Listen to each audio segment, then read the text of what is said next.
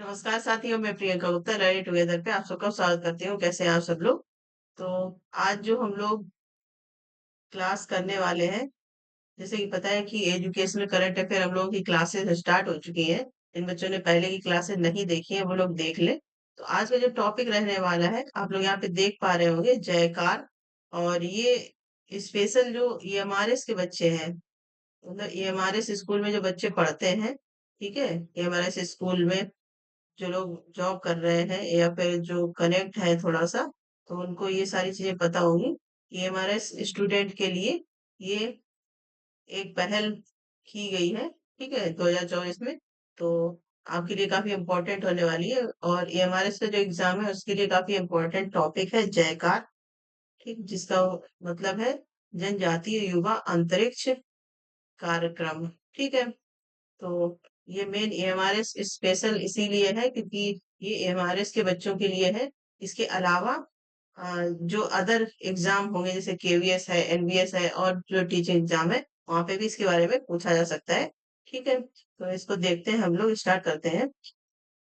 सबसे पहले तो ये जयकार नाम से है, जिसका पूरा नाम है जनजातीय युवा अंतरिक्ष कार्यक्रम। यहाँ पे हिंदी में भी लिखा हुआ है जनजातीय युवा प्रशिक्षण कार्यक्रम, ठीक है। और जयकार का इंट्रोडक्शन कुछ इस प्रकार से, इसकी जनजातीय युवा एंड यहाँ पे ये युवा है, ठीक है, जनजातीय युवा अंतरिक्ष कार्यक्रम, ठीक है। ये एंड्रॉयड नहीं है यहाँ पे, ये अंतरिक्ष है यहाँ पे आप लोग देख सकते हैं अंतरिक्ष कार्यक्रम, ठीक। तो ये किस लिए बनाया गया है, इसका उद्देश्य क्या है बनाने का? तो जयकार एक अंतरिक्ष शिक्षा कार्यक्रम है जिसे विशेष रूप से एकलव्य मॉडल आवासीय विद्यालयों के छात्रों के लिए डिजाइन किया गया है। इसका उद्देश्य स्वदेशी व हाशिए के समूह के युवा छात्रों के बीच अंतरिक्ष विज्ञान और प्रौद्योगिकी में रुचि और ज्ञान को बढ़ावा देना है, ठीक है। जो एकलव्य मॉडल रेजिडेंशियल स्कूल के बच्चे हैं, उनका स्पेस साइंस टेक्नोलॉजी इसमें मेन रुचि पैदा करने के लिए ये कार्यक्रम चलाया गया है, जयकार, ठीक है। और मार्जिनलाइज्ड कम्युनिटी, क्योंकि आपको पता है एकलव्य जो मॉडल रेजिडेंशियल स्कूल है S C S T candidate के बच्चों के लिए खोले गए हैं। तो उन बच्चों को स्पेस साइंस टेक्नोलॉजी में ज्यादा से ज्यादा बढ़ावा मिल सके, इसलिए ये प्रोग्राम चलाया गया है, इसलिए इसका उद्देश्य है। इसके बाद और भी हम लोग देखेंगे। इसरो के साथ सहयोग, मतलब कोलोबरेशन किसके साथ है? ये इसरो के साथ, भारतीय अंतरिक्ष अनुसंधान संगठन, इसरो का फुल फॉर्म ये है, ये भी आपको पता होना चाहिए, इंडियन स्पेस रिसर्च ऑर्गेनाइजेशन। इसके साथ इसका इसकी साझेदारी के साथ ये कार्यक्रम चलाया गया है। इसरो की इसमें भूमिका क्या रहेगी? इसरो तकनीकी विशेषज्ञता संसाधन और प्रशिक्षण प्रदान करने के कार्यक्रम में सहयोग करता है। संगठन अंतरिक्ष विज्ञान, उपग्रह प्रौद्योगिकी और संबंधित क्षेत्र के बारे में व्यवहारिक अनुभव और ज्ञान प्रदान करने में महत्वपूर्ण भूमिका निभाता है। जैसे कि आपको पता है कि इसरो स्पेशल है इसी के लिए, जो स्पेस रिसर्च ऑर्गेनाइजेशन, इसलिए इसको बोला जाता है क्योंकि यहाँ पे स्पेस से जुड़ी हुई सारी चीजें करवाई जाती हैं। कोई एक्टिविटी करवाई जाती है या प्रैक्टिकल रूप में चीजें करवाई जाती हैं। तो इसकी जो जयकार है, इसकी साझेदारी का मतलब है कि यहाँ से बच्चों को अच्छी अच्छी चीजें और जो प्रैक्टिकल नॉलेज है, उनकी ट्रेनिंग है, रिसोर्स सारे कहाँ से प्रोवाइड करवाए जाएंगे? इसरो के द्वारा प्रोवाइड करवाए जाएंगे, ठीक है। इसका लक्ष्य समूह, इसमें किसको किसको टारगेट रखा गया है, इसके बारे में बात करेंगे। सबसे पहले लाभार्थी, तो ईएमआरएस में नामांकित छात्र जो आवासीय बच्चों के लिए भारत सरकार द्वारा स्थापित आवासीय स्कूल है, ईएमआरएस के बच्चों के लिए मेन ये रखा गया है, टारगेटेड ग्रुप वही है।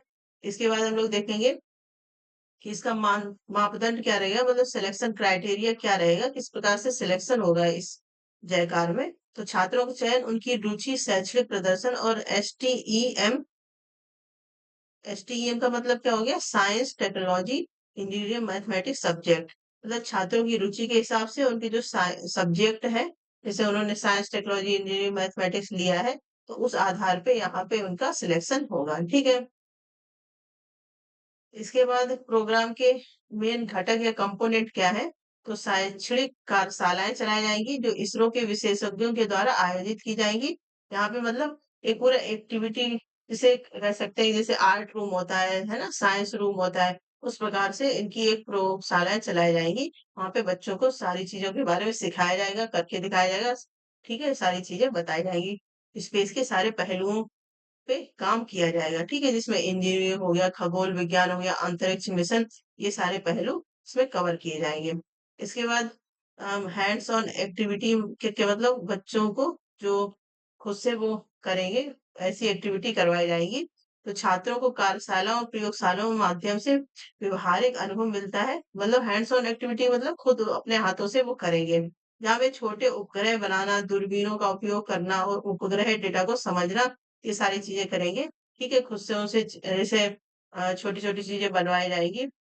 सैटेलाइट उनसे बनवाई जाएगी, टेलीस्कोप, है ना? ये सारी चीज़ें बनवाई जाएगी एक हैंड्स ऑन एक्टिविटी के रूप में।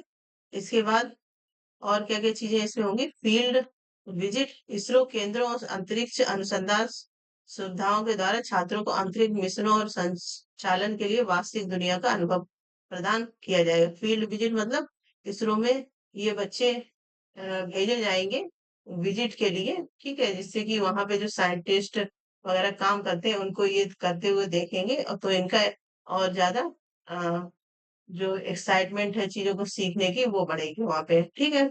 इसके इंटरैक्टिव सत्र तो वैज्ञानिकों, इंजीनियरों के साथ सत्र छात्रों को अंतरिक्ष अनुसंधान और प्रौद्योगिकियों में करियर के अवसरों में अंतर्दृष्टि प्रदान की जाएगी।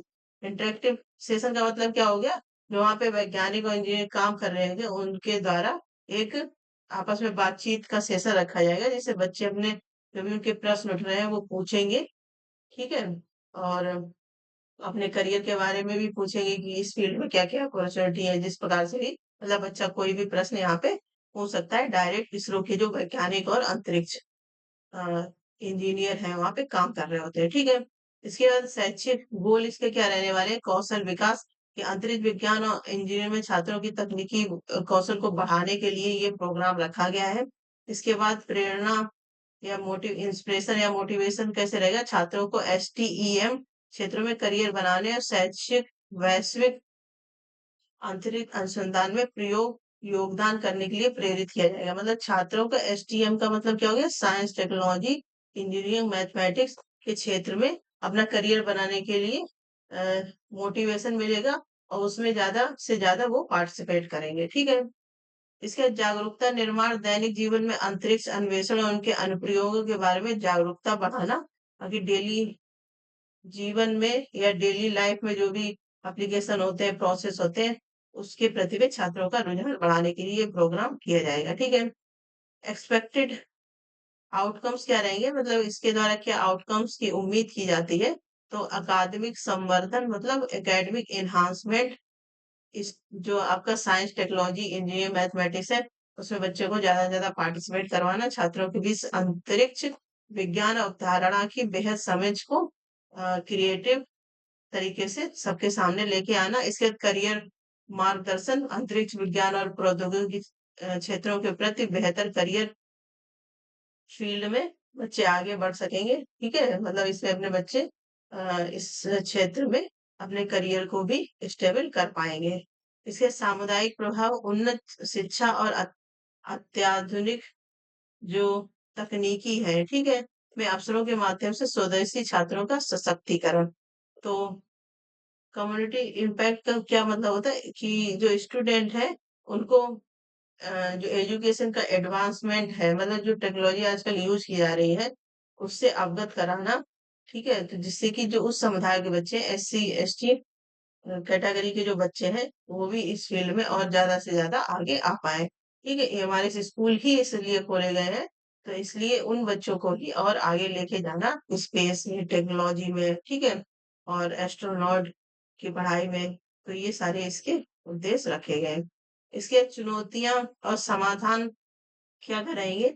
अभिगम्यता के मुद्दे एक्सेसिबिलिटी इश्यू क्या रह सकते हैं? ये सुनिश्चित करना कि दूरस्थ क्षेत्रों के छात्र भाग ले सकें।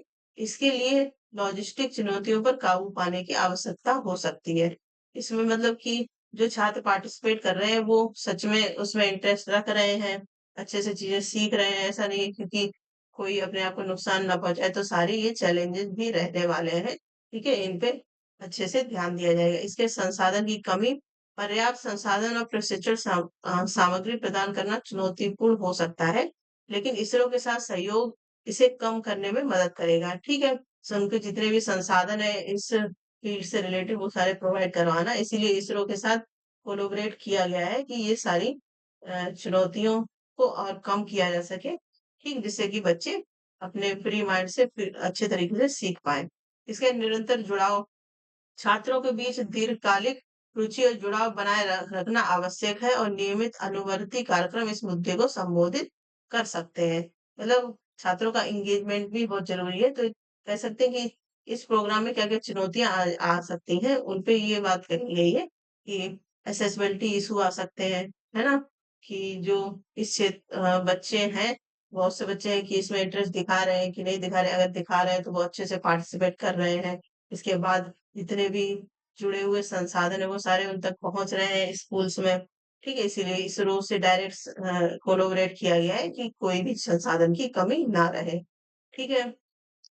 इसके उसके बाद ये सारी चीजें होने के बाद भी बच्चे कितना इन्वॉल्व हो रहे हैं इस चीज पे भी ध्यान दिया जाएगा, ये भी एक बहुत बड़ी चुनौती है, ठीक है? तो इसके बाद है कंक्लूजन, हम लोग देख लेते हैं क्या इसका कंक्लूजन निकल के आएगा।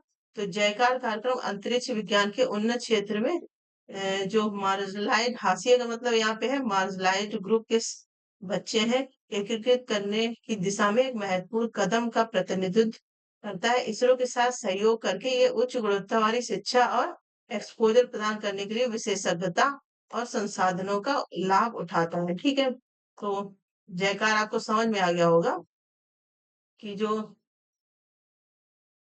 एमआरएस के बच्चे हैं, ठीक है? उनको साइंस में, टेक्नोलॉजी में, इन सब में और अच्छे से वो इम्प्रूव कर पाए। जो इनकी कम्युनिटी है, मार्जिनलाइज्ड कम्युनिटी की बात करें, इनको भी मेन मुख्य धारा में लेके आया जाए, मेन इसका ये उद्देश्य रहेगा, ठीक है? भविष्य की संभावनाएं क्या है इससे? तो जयकार का सफल कार्यान्वयन अन्य वंचित समुदायों को लक्षित करने वाले समान कारकों का मार्गदर्शन प्रसक्त कर सकता है और अधिक समावेशी वैज्ञानिक समुदाय में अ, योगदान भी कर सकता है। मतलब यहाँ से बच्चे अगर सफल निकलेंगे, ठीक है? और बच्चे इस फील्ड में आगे बढ़ेंगे इस कम्युनिटी से, तो जो कम्युनिटी के और बच्चे हैं वो भी इसमें अपना रुझान बढ़ाएंगे। मतलब ये पूरा ये कह सकते हैं कि भविष्य को ध्यान में रखते हुए सारे कार्यक्रम चलाए जा रहे हैं। अब इससे रिलेटेड हम लोग कुछ एमसीक्यूज करेंगे जो आपके एग्जाम में बन सकते हैं, ठीक है? तो उससे आपको और चीजें क्लियर रहेंगी। तो सबसे पहले जयकार का संक्षिप्त रूप क्या है, मतलब इसको, उसका फुल फॉर्म यहाँ पे पूछा जा सकता है।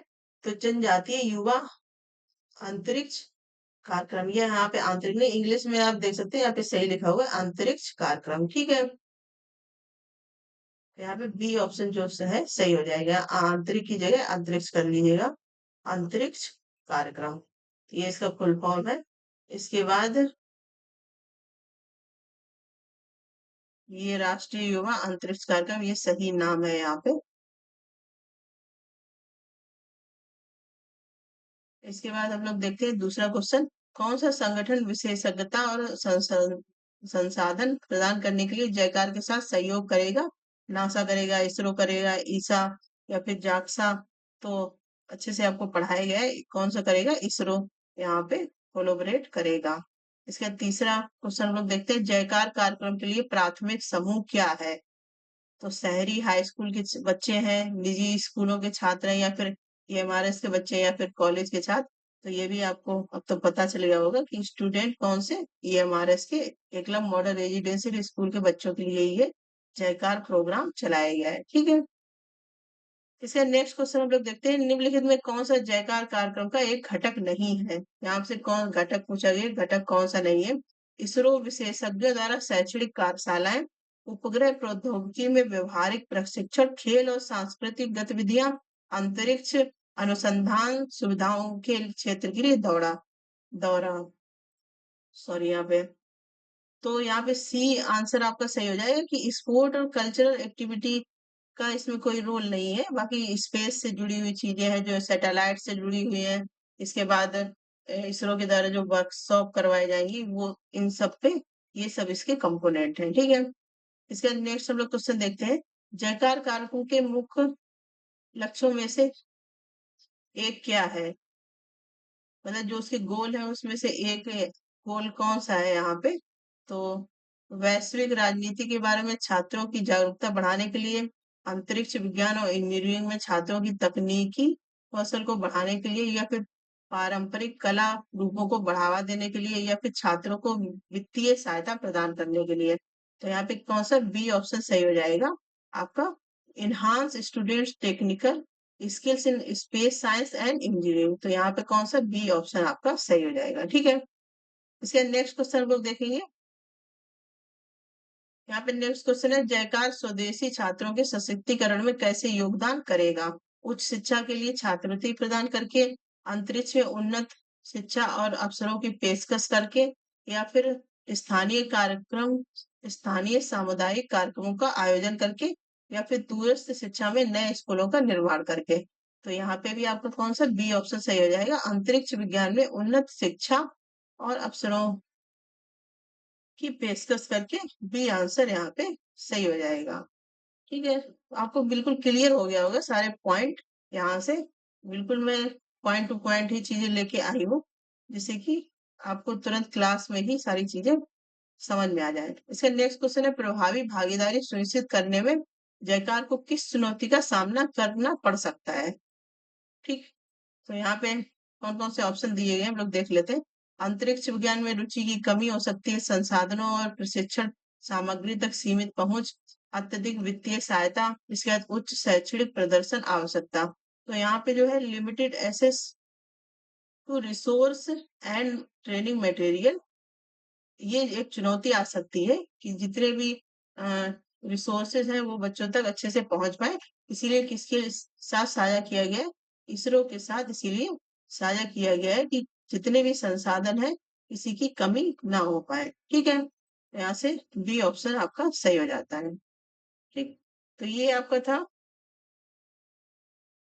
जयकार स्कीम, जयकार प्रोग्राम, जो एकलव्य मॉडल रेजिडेंशियल स्कूल के बच्चों के लिए चलाया गया है। लेकिन ये क्वेश्चन आपका अदर एग्जाम में भी पूछा जा सकता है, ठीक है। और एकलव्य के लिए काफी इंपॉर्टेंट है। और इसका फुल फॉर्म भी आपको याद रखना है, जनजातीय युवा अंतरिक्ष कार्यक्रम, ठीक है। ये हिंदी में थोड़ा सा गड़बड़ हो सकता है, लेकिन आपको इंग्लिश इसलिए मैंने दोनों में दिया है जिससे कि कोई दिक्कत ना हो, ठीक है। तो यहाँ से आप लोग अच्छे से सीख सकते हैं जनजातीय युवा अंतरिक्ष कार्यक्रम। तो ये आज आपका चौथी क्लास थी एजुकेशनल करंट अफेयर को लेके। ऐसे ही हम लोग और भी क्लासेस करते रहेंगे। आज मैंने एमसीक्यूज भी करेक्ट किए हैं, जिससे कि आपको आइडिया लगे कि एग्जाम में कैसे पूछा जा सकता है। तो उम्मीद करती हूँ आपको क्लासेस अच्छी लग रही होंगी, और ज्यादा ज्यादा शेयर करिएगा। इसके अलावा कोई टॉपिक आपको लगता है तो वो भी आप कमेंट सेक्शन में बता सकते हैं, ठीक है। उसी प्रकार की क्लासेस अपडेट के लिए बने रहिए। लर्निंग टुगेदर से धन्यवाद।